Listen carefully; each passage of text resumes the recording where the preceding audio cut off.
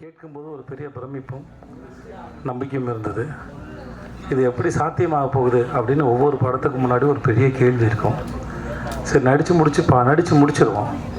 ஏன்னா அப்போ கதை கேட்கும்போது மட்டும்தான் அந்த கதையோட அட்ராக்ஷன்ஸு, அதோட வேலை அந்த கதை அட்ராக்ட் பண்ணக்கூடிய பாயிண்ட்ஸ் எல்லாம் தெரியும்.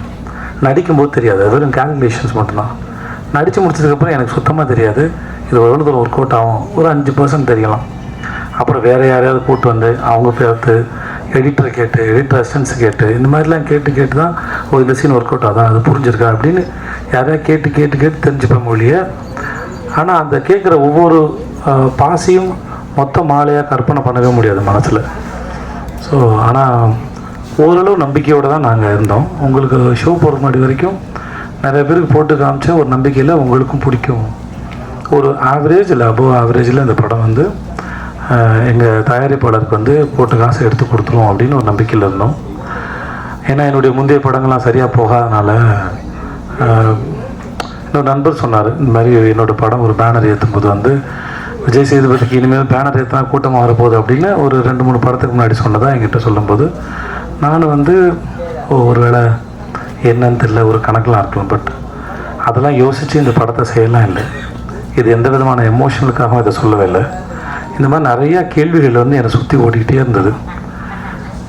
அந்த கேள்விகளுக்கு பதில் சொல்வதற்காக மகாராஜா பண்ணலை. ஏன்னா அந்த எண்ணத்தில் பண்ணால் அது உருப்படாது. அதனால் அப்படிலாம் யோசிச்சு எதையுமே பண்ணலை.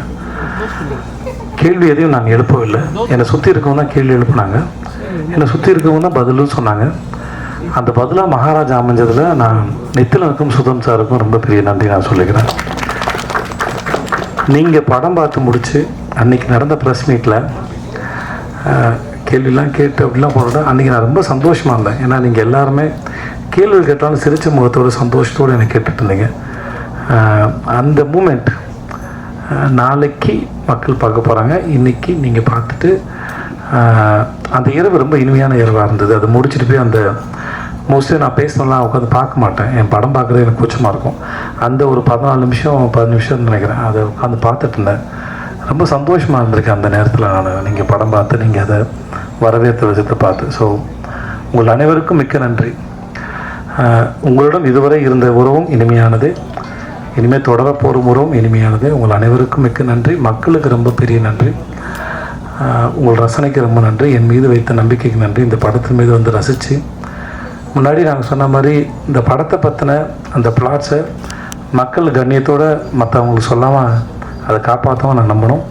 முடிஞ்ச அளவுக்கு கேள்வி கேட்டவங்களும் மக்களும் இங்கேயும் சரி, நான் ஹைதராபாத்தில் போயிட்டு ப்ரொமோஷன் பண்ணும்போது சரி, ஆஃப்டர் ரிலீஸ் நம்ம ப்ரொமோஷனுக்கு போகும்போது சரி, சில கேள்விகள் கேட்டால் கதை தெரிஞ்சுக்கிறேன்னு அந்த கண்ணியத்தோடையே கேள்வி கேட்டாங்க. ஸோ அந்த அத்தனைக்கும் நன்றி. என் கூட பணிபுரிந்த ஒவ்வொருத்தருக்கும் தனித்தனியாக தேங்க்ஸ் சொன்னால் எனக்கும் தூக்கம் வருது, நல்லா சாப்பிட்டு நான். அதனால் மிக்க நன்றி. அன்புடன் விஜய் சேதுபதி. நன்றி.